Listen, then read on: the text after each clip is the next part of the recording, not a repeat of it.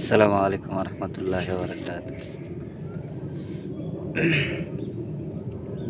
এই হচ্ছে আমাদের যে গরু ঘরের প্রজেক্ট ছিল, বন্যার কারণে কাজ বন্ধ হয়ে গেছিল।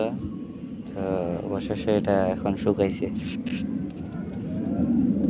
এখানে যে পরিস্থিতি, কাজ করতে করতে মনে হয় আরও 7-10 দিন লাগবে, কারণ উপরে শুকাইছে ঠিক, কিন্তু যে সমতল মাটি এখানে এখনো পানি আছে।